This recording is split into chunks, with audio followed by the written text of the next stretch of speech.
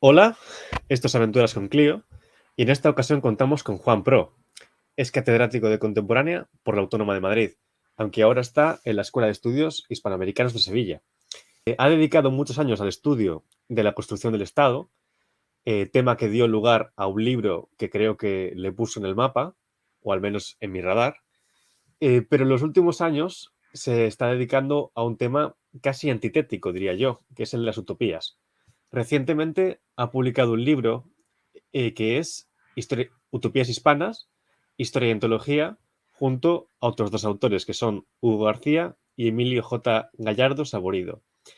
Es un libro que realmente son tres libros porque comprende un periodo muy largo de tiempo, contiene textos extraídos de utopías a modo de antología y contiene una serie de pequeños estudios muy concisos, pero acertados, que sirven para contextualizar e hilar la selección de textos.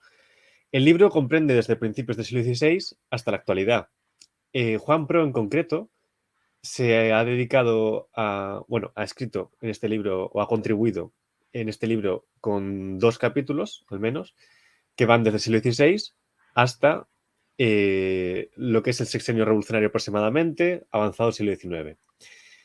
Bienvenido, Juan. Hola, buenos días. Encantado de estar aquí en conversación contigo sobre estos temas. La primera pregunta que te quiero hacer es ¿cómo llegaste a este tema de las utopías? ¿Cómo pasas de estudiar el Estado a algo prácticamente antitético como son las utopías? Bueno, el tema del Estado que me llevó 30 años de trabajar en él en torno a temas relacionados con la hacienda pública, con la ordenación del territorio, con el control estadístico, con toda una serie de cosas, hablaban sobre todo de eso, de control, de poder, de una tendencia algo estático, ¿no? De cómo el proceso histórico de modernización se había basado en un instrumento principal, que era el Estado, que ordenaba la realidad social, económica, política, la centralizaba, establecía una serie de protocolos de ejercicio del poder. Eso es muy estático. Eso está incluso en la palabra Estado, que viene de una raíz indoeuropea, de donde viene el verbo estar también, por ejemplo, o estático, o toda una serie de palabras que indican algo establecido, algo que no se mueve. Y en algún momento, aparte del cansancio comprensible y personal de trabajar tanto tiempo sobre un mismo tipo de temas, temas áridos que tienen que ver con la administración pública, la burocracia, etcétera, me interesó ver el otro gran componente de la historia, que es el componente dinámico, que es cómo, por mucho que se hayan establecido sistemas de poder, siempre hay en los márgenes movimiento, siempre hay conflicto, hay dinámicas, hay alguien que ve más allá de lo establecido y que plantea horizontes de cambio. Las utopías ha sido una forma de acercarse a eso. Empezamos con un proyecto que se llamaba Imaginarios de Estado, que hizo una función de bisagra entre los antiguos temas relacionados con el Estado y estos relacionados con la utopía. Imaginarios de Estado fue un proyecto de 3 años sobre las formas en que se han imaginado las organizaciones políticas como proyecto. Es decir, por ejemplo, cómo se ha mirado desde España a modelos de Estado de países extranjeros que se querían imitar o con los que se quería comparar el Estado español, y también lo contrario, antimodelos, modelos a los que se miraba queriendo evitarlos. Estudiábamos eso, estudiábamos lo que llamábamos culturas de Estado, es decir, cómo algunos colectivos o corporaciones dentro del propio Estado, como pueden ser los jueces, los militares, los funcionarios de Hacienda o los ingenieros, tenían sus propias formas de entender el Estado y desde la cuota de poder que les daba la posición que ocupaban en el aparato administrativo, trataban de forzar que el Estado se pareciera a esa imagen que ellos tenían. Bueno, pues en aquel proyecto apareció también la cuestión de las utopías y me pareció la más innovadora, la más dinámica, la que nos hablaba de gente que sueña horizontes alternativos, que sueña futuros de cambio. Enseguida, en cuanto nos metimos en ese tema, empezamos a ver que había cosas muy interesantes, es decir, que lo de las utopías, que suena a fantasía, que suena a algo que se imagina y no se puede hacer realidad y que por lo tanto tiene a veces una connotación negativa de extravío, de alguien que se pone a soñar tonterías, digamos, o peor aún, de colectivos que para quienes esas fantasías son desmovilizadoras. Es decir, el sueño de una especie de paraíso futuro hace que no se luche por transformar aquí y ahora la realidad. Frente a esa visión de las utopías, lo que enseguida comprobamos es que había muchas utopías que habían sido como motores del cambio histórico, que habían estado ahí actuando, planteando un objetivo movilizador para la acción colectiva.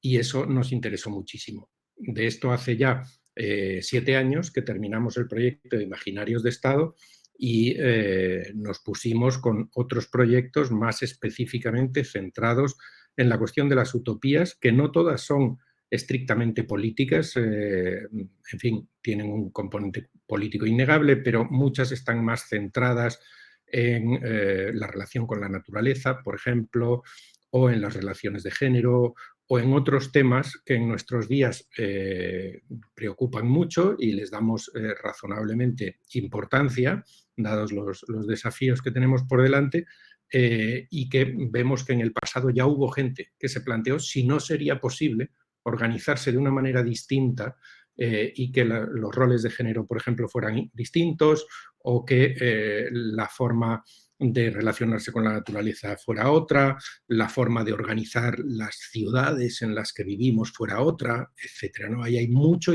imaginación a lo largo de los siglos y eso es lo que hemos querido rescatar y es por lo que nos interesan las utopías. Vamos a ir concretando, si te parece.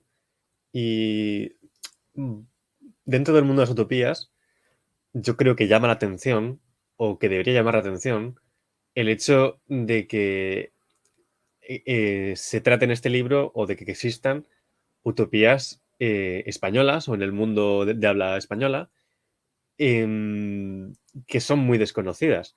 No sé si llegaste, no sé si para ti estas utopías en el siglo XVI, desde Juan Maldonado eh, o Omníbona, todas estas utopías, ¿estabas familiarizado con ellas cuando empezaste con este tema? Pues la verdad es que no. Y me pasaba como nos pasa a prácticamente todos. Es decir, que salvo 3 o 4 especialistas un poco frikis, ¿no? Porque estar leyendo cosas como el sueño de Juan Maldonado, que está en latín, Somnium, y que es de la primera mitad del siglo XVI, o estar leyendo Omníbona, que es un libro muy largo, muy denso, con una prosa muy arcaica, pues no son cosas que haga el común de los mortales, ¿no? Yo tampoco.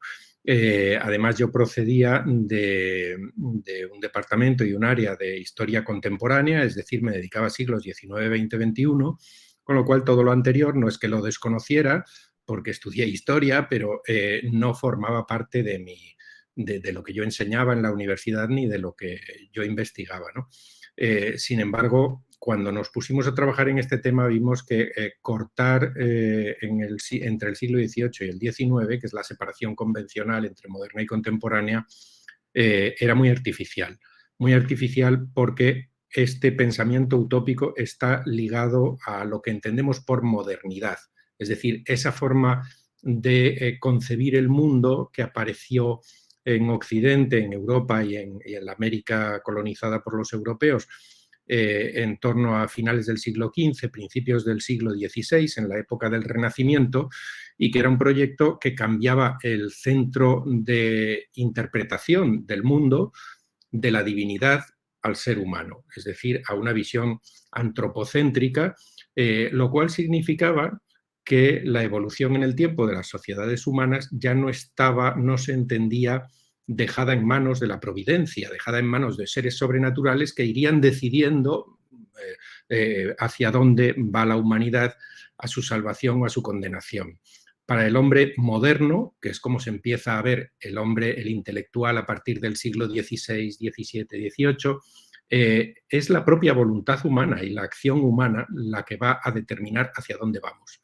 Entonces, ahí es donde aparecen las utopías. Ahí es donde aparece la primera, que es la que da nombre a este concepto, el libro de Tomás Moro de 1516, que se titula Utopía y que es una imaginación de una isla remota, imaginaria, no existe, que está cerca de las costas de América, donde todo funciona de una manera ideal, ideal para él, por supuesto, y esa forma ideal de funcionar es una visión típicamente moderna y antitética de lo que era la Inglaterra de su tiempo. Moro era inglés. Entonces le preocupaban una serie de tendencias, le preocupaba, estaba apareciendo el primer capitalismo, le preocupaba lo que eso suponía para la sociedad inglesa, las tensiones que creaba, la conflictividad, la desigualdad, toda una serie de cosas, e imagina una isla donde todo eso estuviera resuelto de una determinada manera. Bueno, pues ahí empieza el pensamiento utópico. Eso tiene una evolución, hay utopías típicas del marco cultural del Renacimiento,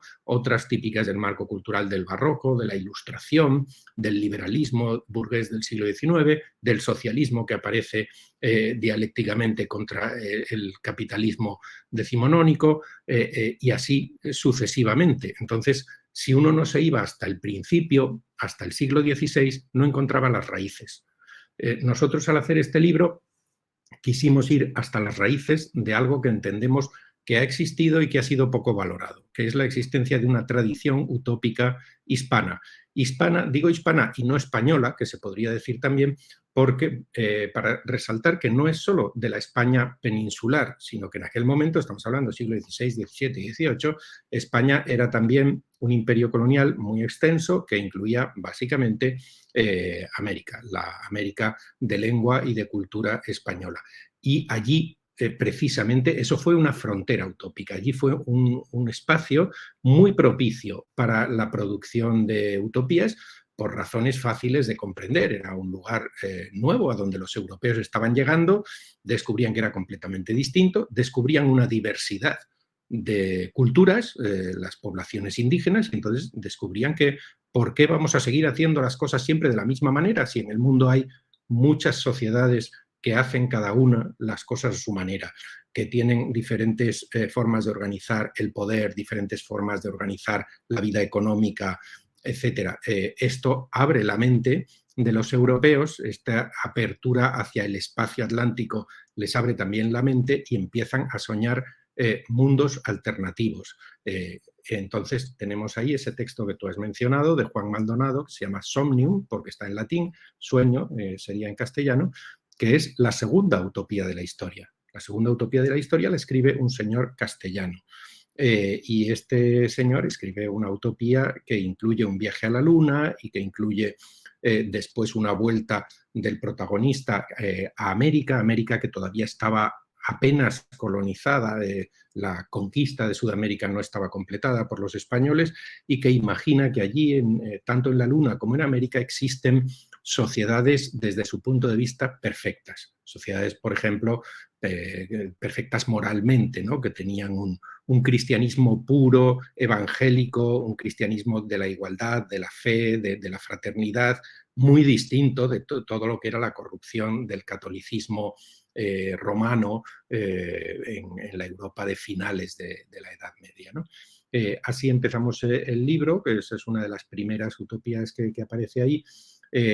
Incluimos tanto textos utópicos, es decir, obras de ficción como esta de Juan Maldonado o como Omnígona que tú has mencionado, que sería la segunda utopía española y la primera que se escribe en castellano, por lo cual es también muy importante, es también del siglo XVI, muy temprana.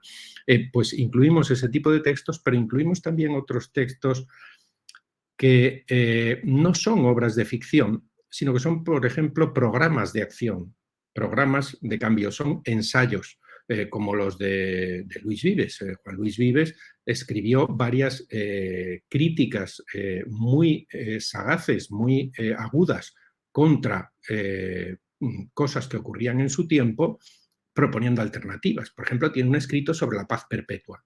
la guerra es lo peor que le puede pasar al ser humano. Imaginemos las guerras tan destructivas, arrasadoras de la época de las guerras de religión de los siglos XVI y XVII.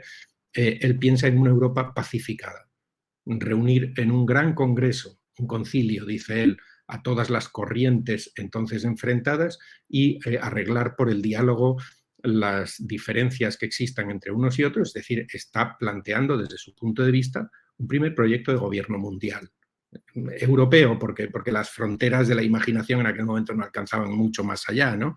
Pero básicamente de lo que era su mundo, era un gobierno mundial que estableciera la paz perpetua. Claro, son cosas magníficas que alguien puede haber pensado en fechas tan tempranas, que se podría buscar algo parecido a lo que luego fue la Sociedad de Naciones o la ONU en el siglo XX, pero funcionando de verdad, es decir, consiguiendo de verdad aplacar los conflictos y que las diferencias se arreglaran mediante la negociación.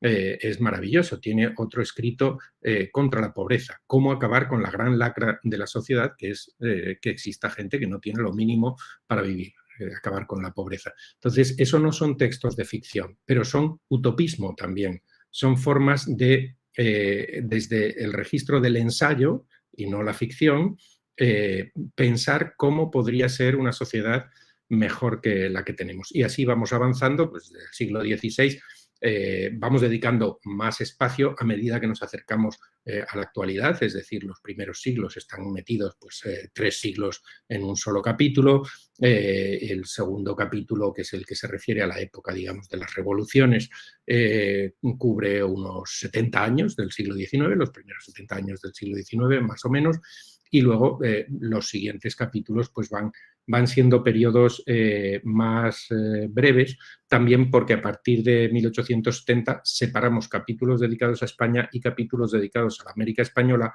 que aunque tenían unas raíces culturales comunes, ya eran países independientes, ya eran países que iban desarrollando sus propias literaturas nacionales, que tenían sus propios debates políticos en su sistema nacional, y esto obligaba a separar los capítulos de Hispanoamérica de los de España.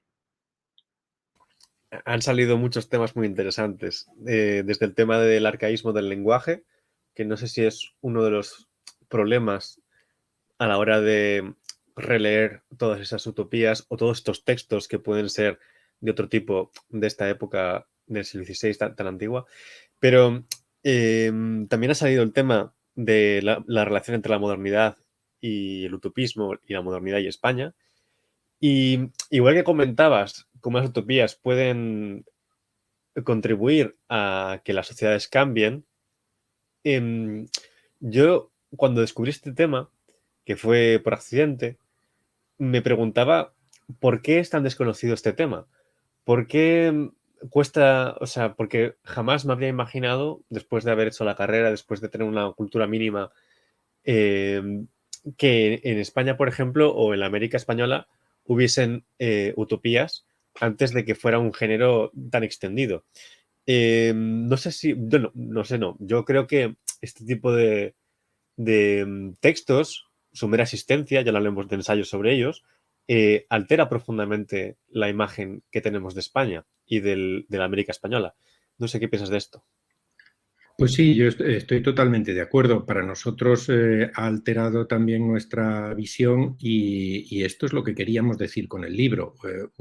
Queríamos decir que hay una cultura española enormemente dada a la innovación y a la crítica en contra de lo que a veces se ha querido sostener. Hay multitud de declaraciones y de comentarios que se han hecho previamente y que los tenemos en escritos de muy diverso tipo, en introducciones de libros, en manuales, en textos periodísticos, donde intelectuales muy cualificados decían, bueno, como en España no hay utopías, no ha habido utopías, bueno, como la cultura española ha sido esencialmente pragmática y conservadora y contraria al utopismo, entonces esto del utopismo se veía como una cosa de los ingleses, Tomás Moro, Francis Bacon, bueno, sí, que los franceses también, que tuvieron en la época de la Ilustración unos pensadores muy innovadores y por eso después tuvieron la revolución, pero nosotros aquí éramos el depósito de las esencias de Occidente, donde la fe católica salvaguardaba la tradición y un cierto pragmatismo. Eso está escenificado en una obra como El Quijote, que pasa por ser un símbolo de la cultura española, uno de los mayores símbolos, donde hay dos personajes, Don Quijote y Sancho Panza. Bueno, pues Don Quijote es el utópico, es el que fantasea, y en la obra es un loco y es alguien a quien le pasan cosas terribles porque desconoce e ignora la realidad. Y el español prototípico sería Sancho Panza, que va a su lado y que le va trayendo a la realidad y le dice: pero hombre, ¿no ve que son molinos y no gigantes? Entonces nosotros queríamos demostrar que eran gigantes y no molinos. Y el libro creo que lo demuestra, que hay una larga tradición de quijotismo, una larga tradición de imaginación productiva en la cultura española. ¿Por qué es tan poco conocida? Hay distintas razones. Una de ellas es que muchos de estos escritos no se publicaron en su época o se les restringió mucho la circulación. Pensemos que hasta 1834 en España existía la Inquisición, que la Inquisición perseguía como delitos contra la única y verdadera fe cristiana actuaciones que no eran propiamente religiosas, sino que eran más bien políticas, es decir, toda crítica al orden establecido acababa siendo perseguida por la Inquisición. Por ejemplo, si se atacaba el derecho divino de los reyes absolutos, pues eso era un pecado. Eso era un pecado porque se estaba negando una enseñanza que la Iglesia sostenía.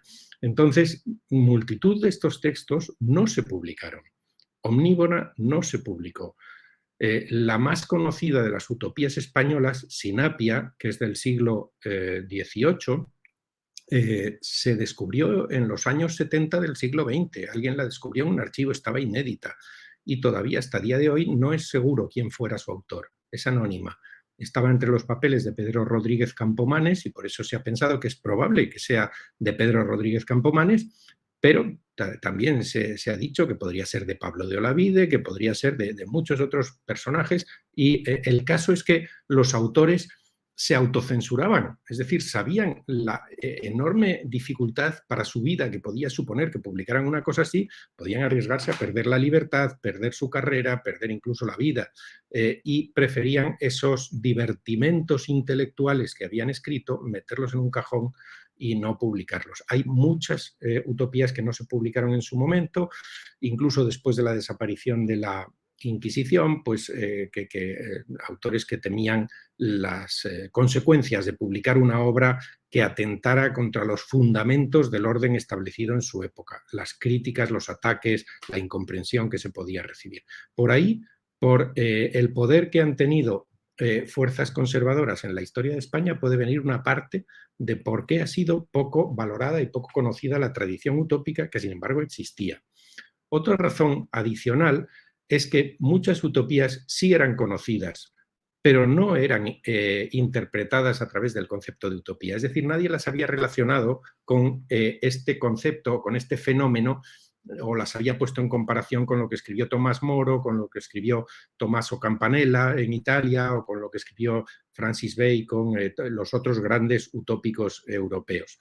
Por ejemplo, era muy conocida la actuación de Vasco de Quiroga, este jurista español que viajó a México y que acabó siendo obispo de Michoacán, y que viendo los desmanes de la colonización, de los inicios de la colonización española, la violencia que se aplicaba contra los indígenas, cómo se les arrebataban sus tierras, su forma de vida, su libertad, por pura codicia de los conquistadores, estableció unas poblaciones que se llamaban pueblos hospital, donde los indígenas pudieran refugiarse y vivir con arreglo a una norma que él consideró de una sociedad ideal. Y esa norma la escribió partiendo de la utopía de Tomás Moro, precisamente. A quien había leído, había conocido, había dicho: pero esto es estupendo, vamos a hacerlo en la práctica. Entonces, en realidad es una sociedad más utópica que la inglesa, la española.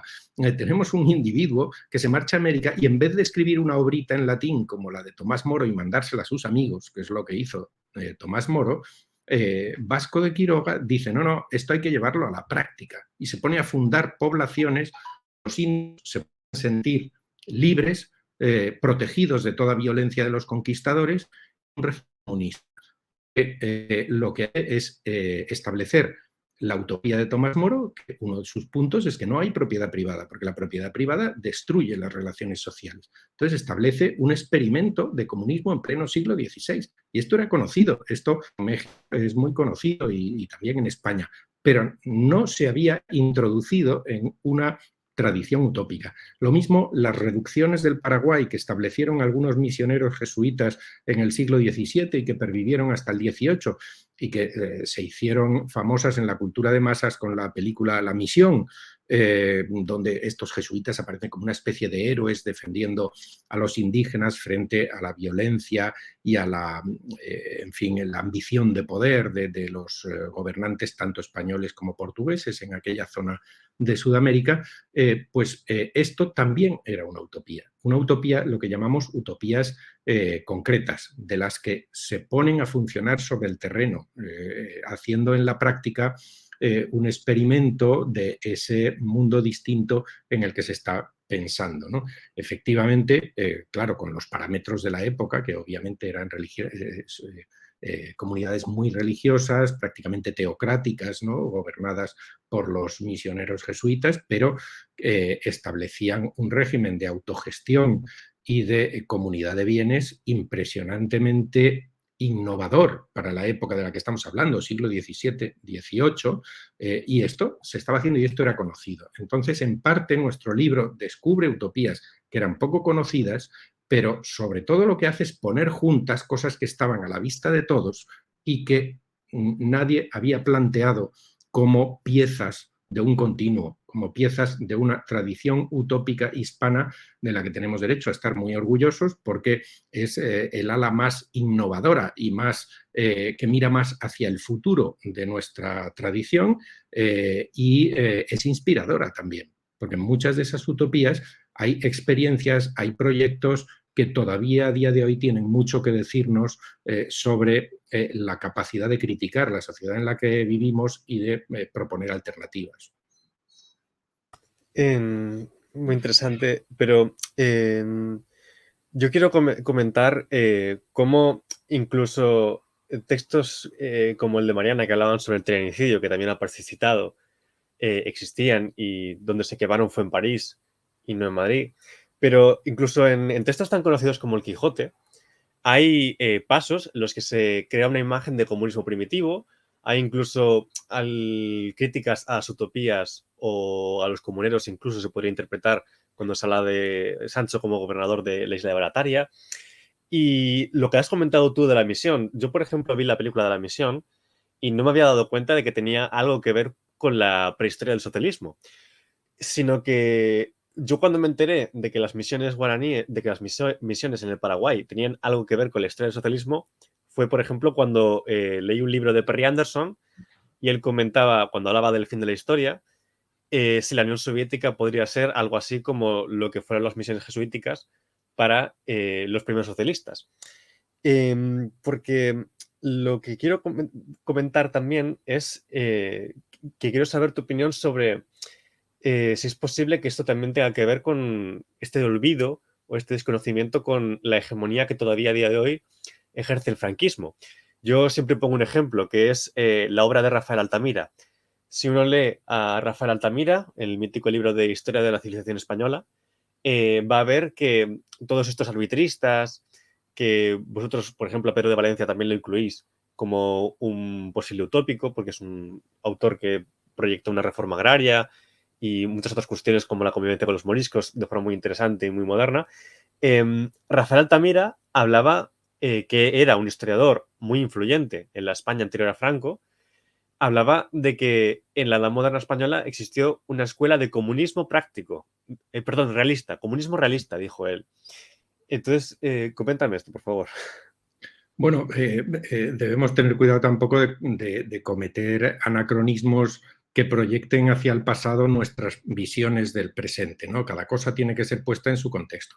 Entonces, el concepto de comunismo pasó a tener un significado diferente en el mundo a partir de la Revolución Rusa de 1917, cuando los sectores del movimiento socialista mundial que decidieron aceptar el resultado de la Revolución Rusa y, por lo tanto, el liderazgo de los bolcheviques en un movimiento socialista renovado que intentara seguir los mismos pasos que en Rusia en otros países, ese sector que se separó del resto del movimiento socialista pasó a autodenominarse comunista,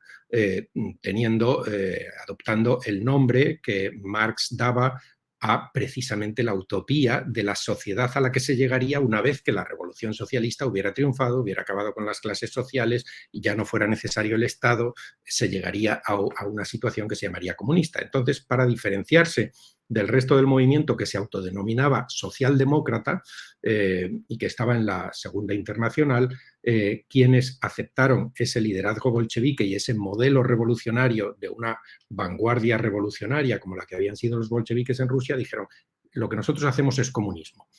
Pero, y entonces, pues en cada país se fundó, en España en 1921, creo recordar, un partido llamado comunista que se diferenciaba del partido llamado socialista, que era el que, siguiendo también las ideas de Marx y Engels, no aceptaba la idea del partido vanguardia y no aceptaba la idea de revolución armada tal como se había realizado en Rusia. Pero hasta entonces, hasta 1917, 19, 21, la palabra comunismo tenía muchos otros significados. Significados que venían de su propia etimología relacionada con lo común, relacionada con que todo sea común. Entonces, efectivamente, se había hablado de comunismo aplicado a experimentos como los de Vasco de Quiroga o como los de las misiones jesuíticas del Paraguay, o como muchos otros, ¿no? Porque comunismo significaba esta tendencia a poner el acento sobre la supresión de la propiedad privada e incluso no solo era el tema de la propiedad, sino era el individualismo, atacar el individualismo como fuente de los problemas de la sociedad moderna, de la sociedad capitalista. Por supuesto que había existido mucho comunismo, no solo en España, también en otros países, antes de la Revolución Rusa, pero comunismo en este otro sentido, de hacer una crítica al individualismo y a la propiedad privada como elementos negativos que destruían la cohesión social, que hacían inviable una sociedad armoniosa. Por ejemplo, muchas órdenes religiosas, el ideal de vida que proponían en los monasterios era bastante comunista, todo era en común. Entonces se ha hablado de un comunismo franciscano, se ha hablado de comunismos que para cosas que lógicamente nada tienen que ver o muy poco tienen que ver con la Revolución Rusa o el liderazgo de la Unión Soviética sobre la Comintern, ¿no? Evitando ese anacronismo de identificar, entonces eran comunistas como los de ahora, eran otro tipo de comunistas, no hacían un análisis en términos marxistas, pero obviamente estaban proponiendo que el ideal de sociedad sería un ideal donde se compartieran las cosas, que la fraternidad de una sociedad bien ordenada tenía que ir acompañada de una reducción de las desigualdades y que esa reducción de las desigualdades pasaba por eliminar la propiedad privada y eliminar las formas de explotación de unos miembros de la sociedad sobre otros porque unos lo tienen todo y otros no lo tienen nada. Eso se ha llamado comunismo muchas veces, eso es probablemente a lo que se refería Rafael Altamira y eso obviamente ha existido y ha estado muy ligado a la tradición utópica porque eso estaba tan lejos de las prácticas dominantes en las sociedades modernas de España y de los países hispanoamericanos que plantearlo sonaba a utopía. De hecho, durante mucho tiempo la palabra utopía se asoció sobre todo con el socialismo, con las diferentes facetas del socialismo, incluido en este caso el comunismo también, ¿no? Y se hablaba de que todas esas facetas del socialismo eran utópicas. Aquí hay utópicas en ese sentido negativo, en ese sentido de que eran irrealizables, eran extravíos de la imaginación y que eran muy contraproducentes. No solo eran inútiles, sino contraproducentes, es decir, nos llevaban hacia el abismo, ¿no? Entonces hay toda una literatura del siglo XIX, desde que empieza a aparecer el socialismo propiamente dicho, diciendo que el socialismo es una utopía. Y todos los socialismos son una utopía. Es abundantísima esa literatura. Es muy paradójico porque dentro del ámbito del socialismo, como sabemos, además había un debate en el cual la palabra utópico o utopía fue aplicada por los socialistas, por Marx y Engels, y los socialistas marxistas a partir de ellos, fue aplicada a los precursores, a aquellos socialistas románticos anteriores a Marx y Engels, que habían razonado de una manera distinta que ellos. Planteando objetivos socialistas, lo que habían hecho era imaginar la sociedad futura, la utopía, sin poner ningún esfuerzo en los medios para llegar a ella, es decir, cómo se llegaría a esa sociedad. Eso es lo que Marx y Engels denominaron socialismo utópico y dijeron, pero lo nuestro es distinto, el socialismo científico no se preocupa tanto por saber los detalles de cómo será la sociedad del futuro, sino por estudiar científicamente los pasos que llevarán a la destrucción del sistema actual y nos permitirán alcanzar un estadio superior del desarrollo de las fuerzas productivas y de las relaciones de producción, que es el socialismo y después el comunismo. Entonces, tenemos que la palabra utopía ha sido un arma que ha disparado en muchas direcciones, se ha disparado en muchas direcciones. Unos socialistas se la disparaban a otros diciendo lo vuestro es utópico, lo nuestro es socialismo científico, serio, verdadero, realista, pero desde fuera del ámbito socialista, todo el antisocialismo utilizaba la palabra utopía contra los socialistas, diciendo lo vuestro es una utopía, eso no se puede hacer realidad. Hasta 1917 estuvieron diciéndolo. Luego ya la palabra no se utiliza tanto en ese sentido, porque dicen, bueno, la verdad es que la Rusia bolchevique existe y la Unión Soviética existe. ¿Cómo vamos a decir que son utopías en el sentido de que son imaginarios que no pueden realizarse? Entonces cambian los términos del problema, ¿no? Es muy interesante ver los usos de la palabra utopía, no solo estudiar lo que nosotros entendemos que han sido utopías, sino qué usos de la palabra se hicieron en cada época, porque así como estamos viendo que ha sido una palabra arma utilizada para descalificar el contrario contra los socialistas o entre unos socialistas y otros, en algún momento del siglo XIX, algunos de estos socialistas, incluyo aquí a los anarquistas también, asumieron esa palabra con orgullo y dijeron, nos acusáis de utopistas. Pues sí, lo somos. Somos utopistas y a mucha honra, porque lo que nosotros estamos haciendo es soñar un futuro mejor y lo vamos a hacer realidad. Vamos a luchar para construirlo. Entonces, esto no es algo de lo que avergonzarse, esto es nuestra forma de proceder. Y entonces, increíblemente, hay un desplazamiento de la palabra de tener un valor negativo a que algunas personas la asumen con un valor positivo y se la aplican a sí mismos. Dicen, tenemos una utopía y vamos a trabajar por ella. Y ahí estamos, en el siglo XXI todavía estamos en lo mismo. La palabra tiene esos dos significados. La Real Academia Española ha cambiado su definición de utopía dos veces en tiempos recientes para actualizarla con lo que ya eran los usos comunes de la gente de la palabra, ¿no? En el habla, la palabra utopía ya tenía esos dos significados. Uno, de un imaginario de futuro que es de muy difícil o imposible realización, y otro que pone más el acento en lo que era la primera parte de la definición, imaginarios de una sociedad ideal mejor que la actual. Y luego venía el corolario de muy difícil o imposible realización, pero sobre todo una sociedad ideal mejor que la actual. Entonces, según si se pone el acento en la primera parte de la definición o en la segunda, estamos en las utopías proactivas o estamos en el antiutopismo. Los dos significados existen en nuestros días y bueno, entiendo que los lectores de nuestro libro nos harán el favor de interpretar cuál de los dos significados es el que estamos manejando en el libro. No sé si me has esquivado la cuestión de si piensas que el lo que es la hegemonía franquista ha podido influir en Ah, este perdón. olvido, en este tratamiento.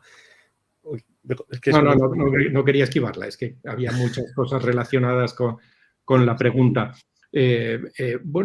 Durante el franquismo, por supuesto, todo esto del utopismo era visto con una distancia y con un desdén notable, aunque entre algunos intelectuales del llamado exilio interior, es decir, no necesariamente gente que había huido de España, sino incluso dentro del franquismo, pero sin participar o participando con muy poco entusiasmo en los medios oficiales, hubo intelectuales que empezaron a hablar de utopías y de utopismo y empezaron discretamente a rescatar algunos escritos de utopistas hispanos, pero obviamente en los medios oficiales todo esto estaba fuera de circulación, ¿no? Era un lenguaje no admitido. En la medida en que el franquismo moldeó las mentes no solo de quienes vivieron en esa época, sino también durante todo el proceso de la transición, ha estado muy presente unos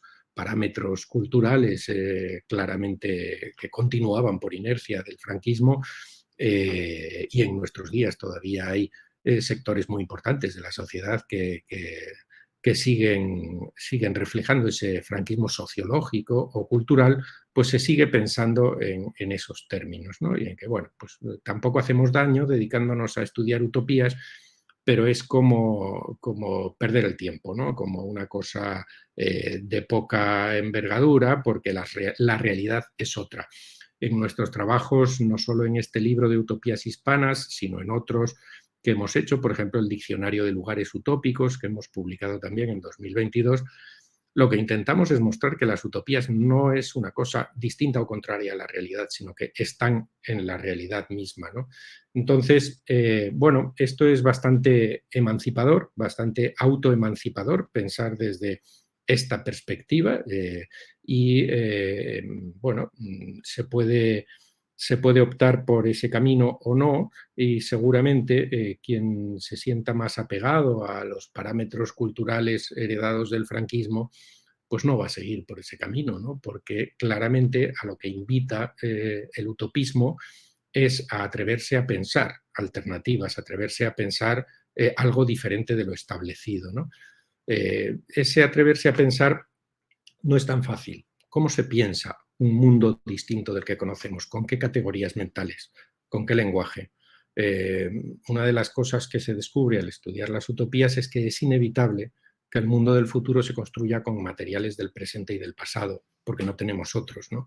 Entonces, eso hace que las utopías que se piensan reflejen sobre todo la sociedad de la época en la que pensaron, en la que se pensaron, la época de sus autores, ¿no? Son muy interesantes, por lo tanto, para el historiador porque son una ventana a entender de manera muy profunda cuáles son las preocupaciones y la visión del mundo que tenían los seres humanos de una determinada época y de un determinado lugar, ¿no?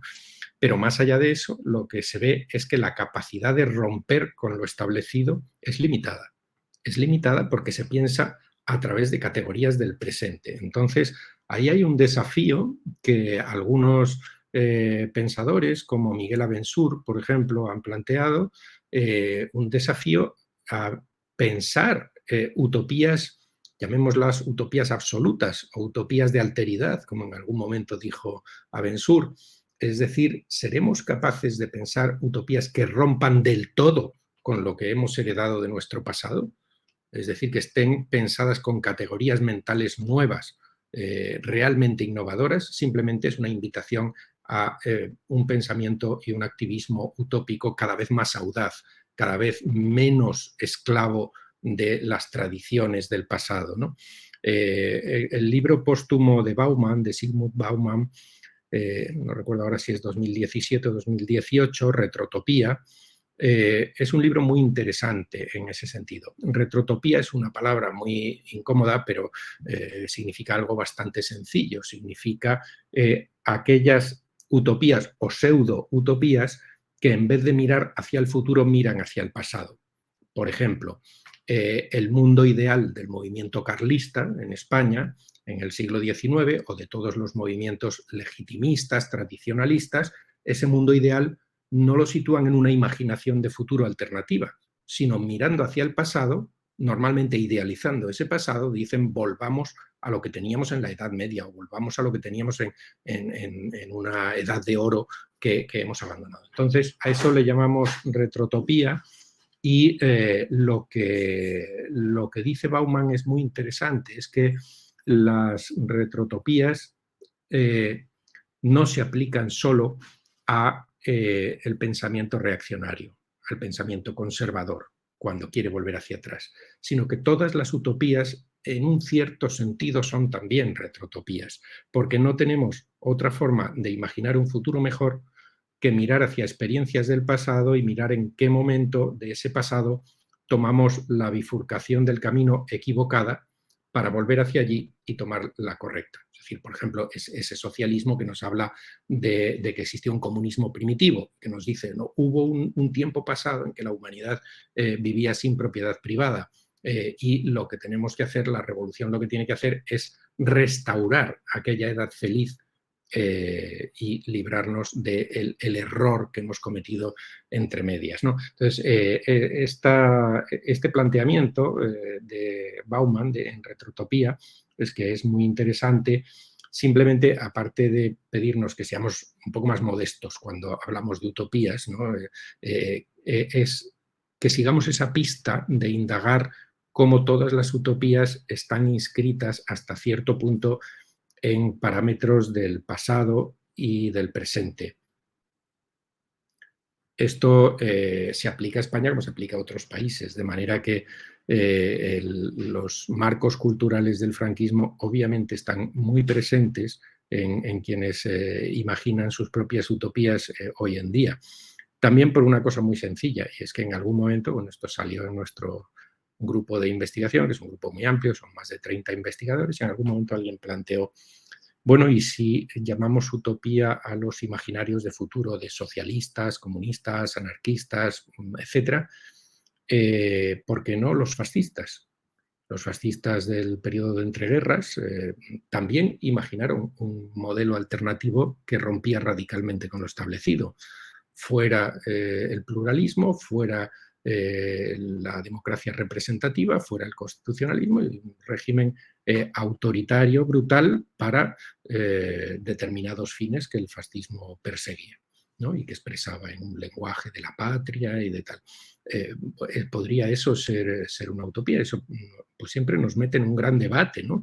Es decir, puede el Estado Islámico en Siria, degollando gente ante las cámaras, ¿es una utopía? Desde el punto de vista de quienes lo plantearon, probablemente sí, es una utopía teocrática, es una utopía religiosa de la sociedad ideal, para nosotros sería así. Y entonces esto pues, nos plantea muchos problemas de si cualquier imaginario de futuro podemos llamarlo utópico o no, y que es una discusión que tiene muchas facetas en la que han intervenido muchos autores. Pues por ejemplo, Karl Mannheim establecía que solo podemos llamarles utopías si contribuyen a cambiar el orden establecido, si contribuyen eficazmente a cambiar el orden establecido, mientras que aquellos imaginarios y propuestas que en última instancia contribuyen a sostener o apuntalar el orden establecido no son utopías sino ideologías. Entonces eso se aplica. Pues se aplicaría, por ejemplo, al fascismo, que es de la época de Mannheim.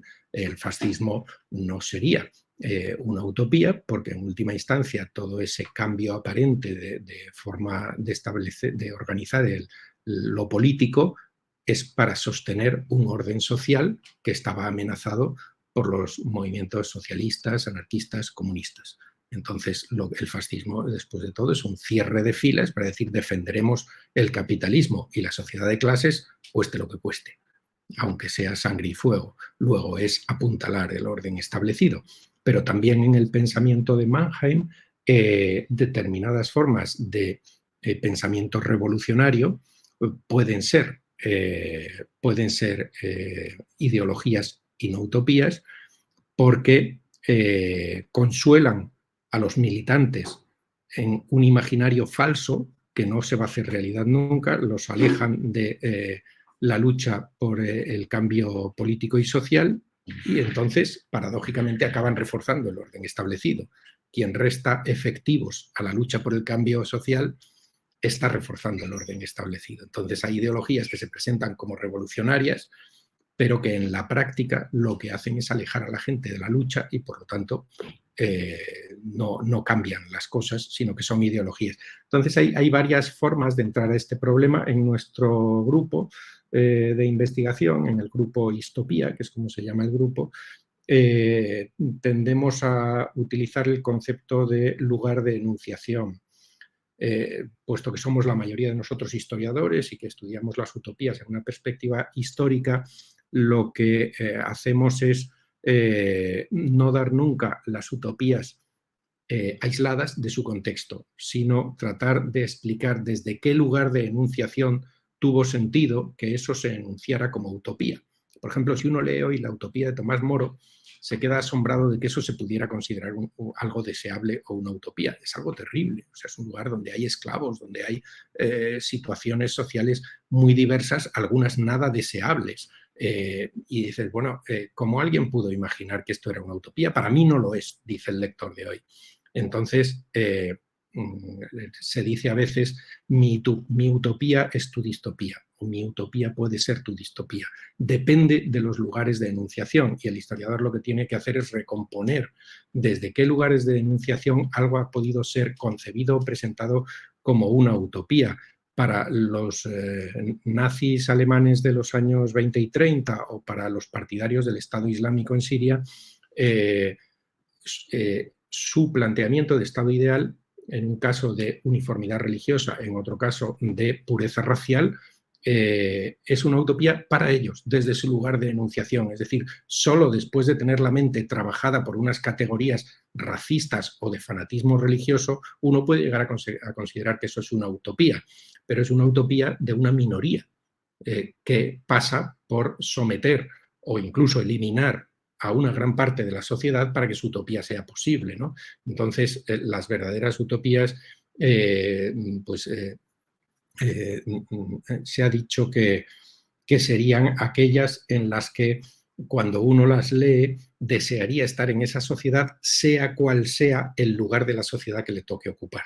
Entonces, hay diseños de futuro donde el grado de integración, de igualdad, de armonía, es tal que da igual si tú eres el jefe o el último mono de esa sociedad, resulta una sociedad apetecible y deseable. Pero en realidad, eso lo dijo John Rawls, es el llamado test de Rawls, pero en realidad eso es muy subjetivo, es decir, depende de los valores que tú tengas y que tú asumas como deseables, un mismo diseño utópico te va a parecer utópico o te va a parecer distópico, te va a parecer terrible y no querrías vivir ahí. Por ejemplo, la igualdad está presente en muchas utopías, eso es un ideal recurrente, ¿no? Los ideales de sociedades igualitarias no para todo el mundo son deseables. Mucha gente los lee y dice, puesto que vivo en una sociedad profundamente desigual, esto me parece emancipador y me parece muy deseable. Y otra gente dice, pero ¿y mi libertad y mi individualismo y que yo pueda tener lo mío y hacer lo mío y que nadie me moleste e ir a lo mío? ¿Dónde quedaría en una sociedad así?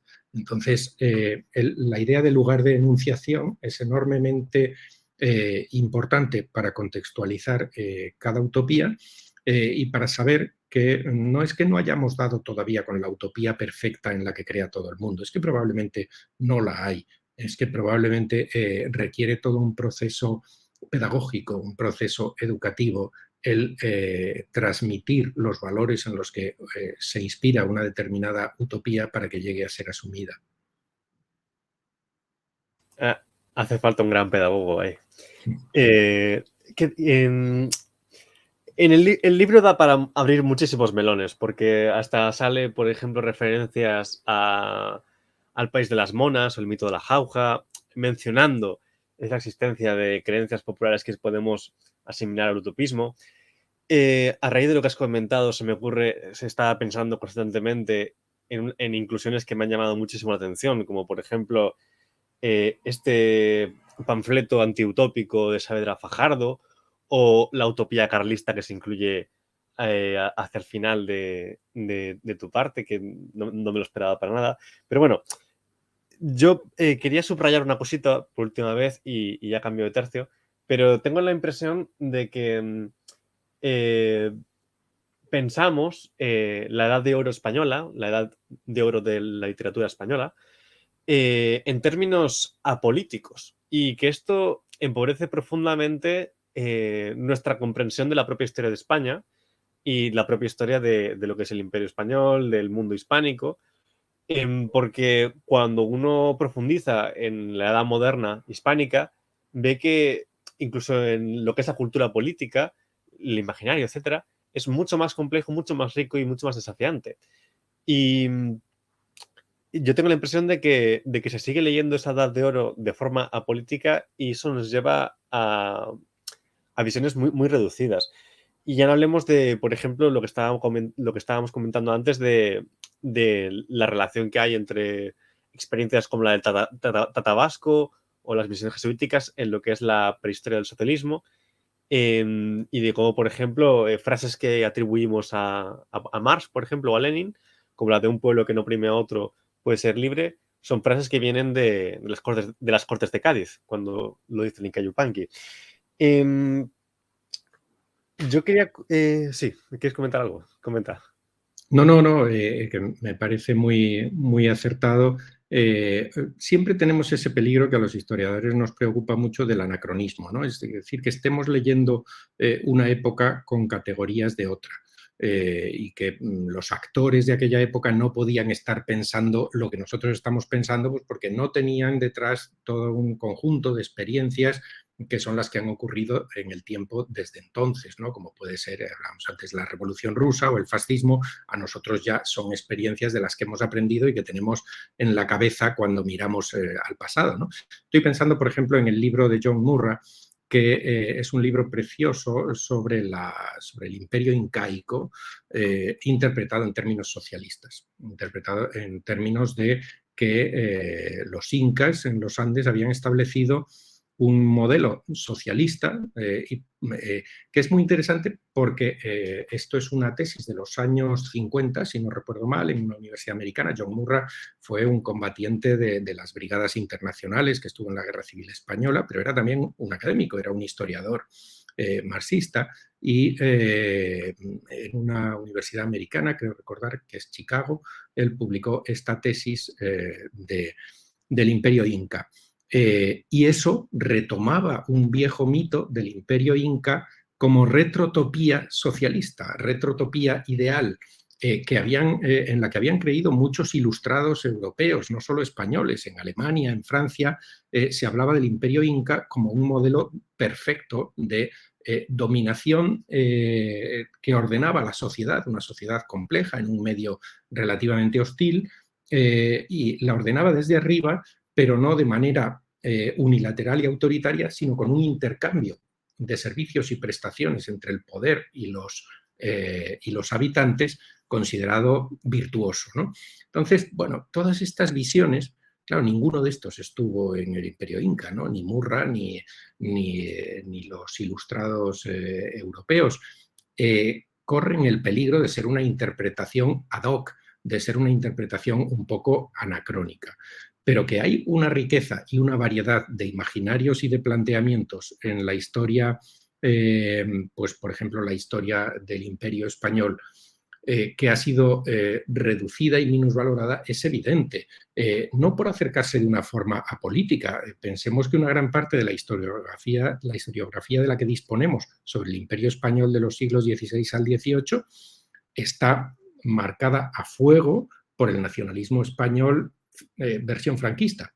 Es decir, el franquismo, bueno, la institución en la que yo trabajo ahora, la Escuela de Estudios Hispanoamericanos del CSIC en Sevilla, es una fundación de los años 40. ¿Qué significa eso? Que en una España de posguerra, con la escasez de recursos que hay, se plantee la fundación de una institución especializada en la historia de la América española. ¿Por qué? Pues porque para el franquismo el imperio era el orgullo principal del patriotismo español, tal como ellos lo entendían.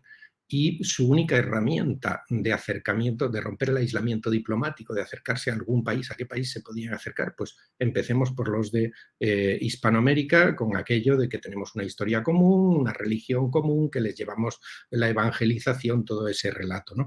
Entonces, esto lo que produjo fue una potente historiografía durante décadas, muy marcada por una interpretación franquista del pasado, en la cual el Imperio Español había sido pues una obra de cruzados, una obra de hacer una cruzada religiosa para evangelizar y para llevar la sana civilización, y siempre comparando con los imperios, pues el imperio británico, el imperio holandés, el imperio francés, y el nuestro había sido más fraternal, más convivencial, más suave, por decirlo de alguna manera, en términos de dominación. Todo esto es una historiografía muy politizada. Entonces, cuando a veces decimos un acercamiento apolítico, no hay. Realmente no hay acercamientos apolíticos a la historia. Quien dice que hace un acercamiento apolítico nos está estafando, porque lo que está haciendo es ocultarnos desde qué bases y desde qué planteamientos teóricos interpreta lo poco que tenemos del pasado, porque no tenemos el pasado completo, tenemos apenas unos pocos indicios, unos papeles que han quedado, unos documentos. Entonces, eso, para darle sentido, requiere una interpretación, si no, no tiene ningún sentido esos documentos sueltos en los archivos. ¿Cómo le damos sentido? Pues a través de un marco interpretativo que requiere una imagen del mundo y que requiere un lenguaje y unos conceptos. O se aplican unos o se aplican otros. Y quien dice, no, yo hago un acercamiento puramente objetivo y solo miro la realidad. El positivismo historiográfico es un timo. Es un timo porque, no, porque la persona tiene algo en la cabeza, tiene unos marcos mentales y tiene un lenguaje. Y nos los va a dar de contrabando. Es decir, nos los va a meter junto con su relato historiográfico, haciéndolos pasar por la única verdad posible, por la verdad objetiva, por el realismo, ¿no? Mientras que los demás estamos en una historia ideologizada o sesgada por criterios políticos. Todas las historias que se hacen son políticas, y desde luego para la historia de la monarquía española, la monarquía con mayúscula, es decir, la que va del siglo XV al XVIII, tenemos una historiografía predominantemente marcada por esa alianza entre patriotismo español, catolicismo militante y ultraconservadurismo, que fue el tipo de historiografía que el franquismo quiso imponer y que en gran medida consiguió imponer, ¿no? A veces romper con eso implica elegir otros marcos interpretativos y hacerlos explícitos y decir, no, yo voy a interpretar esto desde otro marco. Y entonces se sufre la acusación de que es una historia politizada o ideologizada, como si la otra no lo fuera. La otra pasa por ser el sentido común. No es el sentido común, es el resultado de un sistema de poder que ha estado vigente durante mucho tiempo y que ha ido modelando lo que se producía en la historiografía, seleccionando los temas, estudiamos esto y esto no, cuando estudiamos esto lo interpretamos en este sentido y no en este otro, ¿no? Muy de acuerdo. De hecho, cuando decía político me refería a lo que se presenta como político. Pero bueno, has mencionado el Perú de los Incas, que es algo yo creo que muy importante para todo este tema. Y de hecho creo que no hemos mencionado al Inca Garcilaso, que seguramente es la persona más importante, yo creo, en todo lo que tiene que ver las utopías hispanas, y yo creo que en lo que es la prehistoria del socialismo. Perdona si me repito, pero es que lo del Inca Garcilaso yo cuando lo descubrí me quedé fascinado. ¿Podrías hablar un poquito de quién fue el Inca Garcilaso, por favor? Bueno, el Inca Garcilaso, que le llamamos así para diferenciarlo de su homónimo Garcilaso de la Vega, porque son de épocas cercanas y con un nombre igual, le llamamos Garcilaso de la Vega el Inca o el Inca Garcilaso. Era un híbrido de dos culturas. De hecho, era hijo de un conquistador y de una mujer de la nobleza incaica. Por lo tanto, era heredero culturalmente de las dos tradiciones, de la tradición europea, española, cristiana, y de la tradición incaica. Y escribió en castellano una obra magnífica que era una descripción del imperio incaico tal como era en el momento en que había sido conquistado y destruido por los españoles. Y la sorpresa es que esa descripción no es en términos negativos de salvajismo o de una civilización que opresiva, etcétera, sino en términos muy positivos. Hace una valoración muy positiva de aquella cultura y de todo el sistema, pues, por ejemplo, sistema de asistencia social muy sofisticado, con almacenes repartidos por el territorio a los que se recurría en caso de escasez de alimentos, cuando en Europa cada vez que había un alza de los precios y un momento de malas cosechas, lo que había era una hambruna terrible que acababa con grandes sectores de la población y que a su vez arrastraba un proceso de conflictividad, etcétera. Entonces, contar esto, decir, miren, señores, esto no tiene por qué ser así.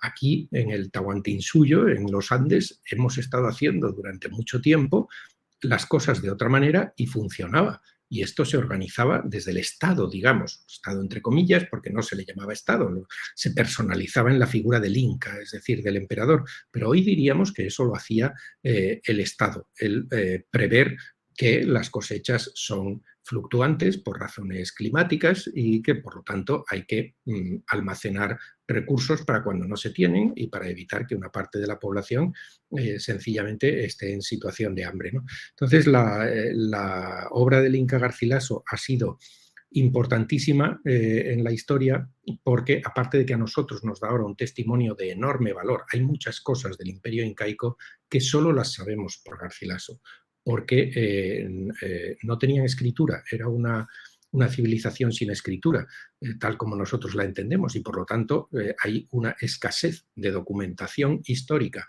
para conocer cómo funcionaba aquel imperio enorme. Tener a alguien que en escritura occidental ha puesto una descripción detallada, muy detallada, de aquella civilización, pues es enormemente valiosa. Pero dado que es una valoración positiva y que de alguna manera lo que nos sugiere es el imperio incaico como retrotopía, por utilizar este concepto que mencionábamos antes, toda esa historiografía, perdón, todo ese utopismo europeo posterior, sobre todo en el siglo XVIII, que imaginó unos Andes paradisíacos, como los Andes como el paraíso perdido de la humanidad, en el marco de la Ilustración, esto se inspiraron mucho en Garcilaso, porque era una de las fuentes principales a la que podían recurrir, pero también se inspiraron en Garcilaso algunos autores de la llamada leyenda negra, de ese tipo de publicaciones, a veces un poco panfletarias, que circularon en Europa, perdón, circularon contra la monarquía española en un contexto de monarquía española en guerra con la monarquía francesa, con la monarquía inglesa, con los holandeses, con los protestantes, etcétera, pues obviamente formaba parte de la guerra también, de la contienda cultural, de la propaganda cultural, el deslegitimar o criticar al adversario. Y entonces utilizaron las fuentes que tenían a su alcance. Y el Inca Garcilaso, que nunca pretendió hacer una deslegitimación de la monarquía española, fue utilizado en ese sentido, porque sus textos, cuando nos hablaban de lo bien que funcionaba la sociedad andina antes de la llegada de los españoles, pues indirectamente era una forma de decir, bueno, ustedes destruyeron esto, porque además en la descripción de la conquista y de la destrucción del imperio incaico, que fue muy violenta, está también en el libro, es decir, que era una fuente utilizable, pero él no es que fuera un autor de la leyenda negra, no lo fue, él estaba escribiendo otra cosa, estaba escribiendo cómo es mi país, esto es lo que estaba haciendo, cómo es mi país, cómo era en tiempos de mis antepasados o de mis padres, de mi padre, de mi abuelo, y cuenta cosas que él ha visto. Él dice, por ejemplo, que nunca vio un pobre, nunca vio un mendigo bajo el régimen del imperio inca. Solo decir esto para los europeos del siglo XVI-XVII es una bomba, es un shock. porque la mendicidad era continua, estaba por todas partes y era el reflejo del fracaso de una sociedad, ¿no? Que no era capaz de que pudieran subsistir dignamente una gran parte de sus habitantes, ¿no? Y esto no era exclusivo de la monarquía española, eran todas las monarquías europeas, ¿no? Entonces, alguien que dice, pues yo he vivido en un sitio donde no había pobres, es algo enormemente poderoso. Esto es lo que llamó la atención de esos ilustrados en el siglo XVIII en Europa, eso es lo que llamó la atención de John Murray en el siglo XX, que se puso a investigar científicamente cómo podía haber existido una sociedad con este grado de integración y de haber acabado con lacras que parecían imposibles de eliminar, como era la pobreza, ¿no? Sí, además, yo creo que por lo que he leído sobre él, es hasta importante para lo que es la futura antropología, el relativismo epistemológico. A mí me parece un tema fascinante. Además, o sea, lo que tú comentas de las menciones que hay en la Ilustración, toda la Ilustración radical con Morelli o incluso ya la Revolución Francesa con Babeuf, incluso si uno busca la Revolución Francesa va a encontrar dibujos de incas hablando del tema del comunalismo incaico. Es imprescindible este autor. Y además es que no solamente es una crítica a la conquista española, no solamente una historia, sino que también es una crítica a la propia cultura europea, a la acumulación, a lo que en términos marxistas se llama acumulación originaria, la expropiación de los campesinos, porque además, no sé cuánto tiempo, pero el Inca Garcilaso no solamente vivió en Sudamérica, sino también en España. Entonces hizo el viaje, además en su obra hasta, que es otra cosa que parece increíble, que la Inquisición no lo capara, porque el tío cuestionó si Dios era cristiano, si el Dios que adoraban los incas era el mismo. A mí me parece un tema increíble. Bueno, y si quieres... Bueno, es que, sí, perdona que te interrumpa, pero no, cuando hemos hecho este libro, que claro, un libro tiene que tener un tamaño limitado, ya el libro es grandecito, tiene un precio un poco, por su volumen, un poco costoso, no podíamos hacerlo más extenso.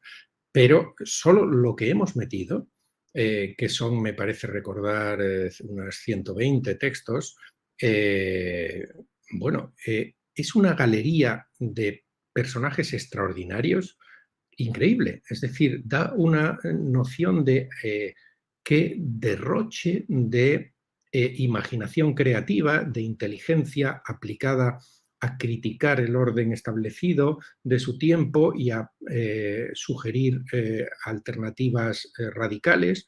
Es enorme y tuvimos que seleccionar muchísimo.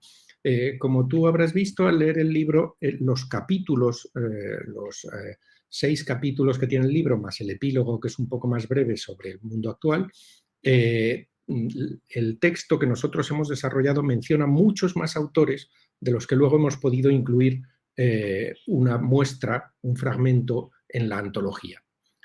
Lo que queríamos decir es, no se crean ustedes que porque hemos hecho una antología no hay más que esto. Hay mucho más utopismo. Hay cientos de autores en cada época. Y lo que hemos hecho es seleccionar los que nos parecen más representativos, algunos por su importancia innegable. El Garcilaso no podía dejar de estar, por ejemplo, o el Tata Vasco, o algunos otros. Otros para que no deje de aparecer alguna muestra de un tipo de utopismo particular, de una línea del utopismo. Por ejemplo, pues pensamos que el pensamiento de género, la reivindicación de género, el imaginar un mundo de igualdad de género donde las mujeres tuvieran los mismos derechos y el mismo poder que los hombres, en fechas en que eso era inimaginable, eso es utópico. Y entonces buscamos hasta encontrar un ejemplo de una autora que plantea en el siglo XVII o a finales del XVI que hay perdón, creo que es finales del XVII, que plantea que ante la decadencia de la monarquía española, la única solución posible es abrir la corte a las mujeres. El criterio de las mujeres, su prudencia, su capacidad de raciocinio, no los desaproveche usted, señor don Carlos, el rey del momento, ¿no? Claro, esto había que decirlo con mucha cautela y apoyándolo en citas de autoridad, digamos. Recuerden que la Virgen María era una mujer y era la Madre de Dios, dice cosas de estas, ¿no? Para protegerse de la Inquisición y de ataques que dijeran, pero usted se ha vuelto loca, usted es una bruja, esto tal, ¿no? Pero hay ese tipo de utopismo que está presente para decir, vamos a poner al menos una muestra, que haya una muestra de este tipo de utopismo. Pero si no hubiéramos tenido limitación de espacio, la antología podría haber tenido 1500, 3000 fragmentos de obras utópicas en la historia de España sin problemas, ¿no? Entonces tuvimos que hacer una selección para que sea comunicable, para que se pueda leer, pero hay muchos, muchos más autores que están ahí simplemente sugeridos. Su texto no aparece, pero sí hay una nota diciendo, bueno, dónde se puede acceder a esa utopía, ¿no? Ahora no lo encuentro en mis notas, pero hay precisamente uno que creo que es un ilustrado que mencionáis y que luego cuando estaba viendo el texto no lo encontraba y digo, este me había llamado la atención en la introducción. La mujer que mencionabas, que yo no la conocía, es María de Guevara, Sí. si no recuerdo mal, que además es pariente lejano de Antonio de Guevara, el famoso, el que hizo un montón de espejos de príncipes. Bueno, si quieres, lo dejamos aquí. Quería comentar que el libro realmente son 3 libros. Yo la impresión que tengo es que son 3 libros. Uno que es el tuyo y luego otros 2 de... Porque claro, se hace muy, muy largo. Y claro, yo lo que espero es que el grupo ese que tenéis sea alguna especie de marmita desde la cual se puedan sacar muchas más obras. Porque este tema realmente yo creo que tiene mucho potencial. Sí, hombre, yo no creo que sean 3 libros, lo que sí somos es 3 autores y entonces cada autor tiene su cabeza, su forma de escribir, su criterio. Hemos trabajado en muy estrecha comunicación desde el principio hasta el final y nos hemos comentado, criticado los textos de los unos a los otros para darles una cierta uniformidad. Pero hemos querido que no aparezca el libro con la firma de los 3, sino cada capítulo con la firma de quien lo ha escrito y que se hace responsable de todas y cada una de las palabras que se hacen, que se escriben en ese texto, ¿no? De esta manera el lector sabe perfectamente quién responde de lo que ahí se está diciendo y que no queda diluido en una firma triple. No son 3 libros, tiene una introducción común, tiene un epílogo que lo han escrito 2 de los 3 autores, pero sí que cada capítulo podría funcionar, llegado el caso, como un artículo independiente, si fuera preciso. Es decir, no es imprescindible haber leído los capítulos anteriores para entender lo que se dice. Si a alguien lo que le interesa es el siglo XX, pues puede ir a los capítulos 5 y 6 o puede encontrar sin problemas utopías de esa época bien contextualizadas sin haberse leído lo del siglo XVI, XVII y XVIII, ¿no? Pero nuestra idea, ya te digo, que era mostrar que hay una tradición continua y eso creo que sí lo hemos logrado con este encadenamiento de los 6 capítulos más el epílogo. Desde luego, el grupo Histopía, que está centrado en el estudio histórico de las utopías, va a seguir produciendo obras en esta línea. Ahora estamos en un proyecto que se llama Utopía Atlántica, que se centra en las utopías para las que ha sido importante la comunicación entre Europa y América, es decir, que el espacio atlántico como una conexión productora de utopismo desde la época del descubrimiento hasta nuestros días. Y están saliendo ahí muchas cosas interesantes, ¿no? Cruzando la idea de comunicación transatlántica con la idea de utopía. Pero ahora mismo, además del libro de Utopías Hispanas, Historia y Antología, hemos publicado también otro en el que aparezco yo como director, que se llama Diccionario de Lugares Utópicos, en la editorial Silex. Hemos publicado un texto de un anarquista de finales del siglo XIX, Giovanni Rossi, un manuscrito inédito que estaba en un archivo de este anarquista fundador de comunidades alternativas, es decir, su utopismo consistía en fundar comunidades anarquistas y demostrar por esa vía que el anarcocomunismo funcionaba, y hemos publicado su texto con un estudio introductorio, Matteo Parisi y yo, en un libro que se titula Utopías concretas, el anarquismo transatlántico de Giovanni Rossi, en la editorial Acracia. Hemos publicado también un libro colectivo que se llama Comunidades Intencionales, Utopías Concretas en la Historia, en la editorial de la Universidad Autónoma de Madrid. Es un libro colectivo editado por Elisabetta Diminico y yo mismo. En fin, estamos, todo eso son publicaciones de 2022, no me voy ya a las de 2021, 2019, porque en 2020 no hubo utopías que publicar, y pensamos seguir en esa dirección, como digo ahora, trabajando sobre las utopías específicamente transatlánticas. Bueno, pues como último comentario por mi parte, darte las gracias, ha sido un auténtico placer y decir que recomiendo mucho este libro que trata un tema necesario y que el libro en sí mismo yo creo que es súper necesario para lo que es la historia de España, del mundo hispánico y la comprensión de nosotros mismos, yo creo. Es un libro en el que abundan los personajes, los autores desconocidos, olvidados, pero que no por ello deja de ser muy importante. Y es un libro que comprende desde hombres del Renacimiento que criticaban a su sociedad e imaginaban viajes a la Luna, hasta periodistas en la sociedad burguesa peninsular que imaginaban una futura revolución de las comunicaciones que haría la información transparente y que llevaría la información a las masas. Y bueno, y ya está. Muchas gracias, Juan. Muy bien, pues muchas gracias también por mi parte. Ha sido muy agradable esta conversación y quedo a vuestra disposición para hablar de estos temas siempre que queráis. Hasta la próxima.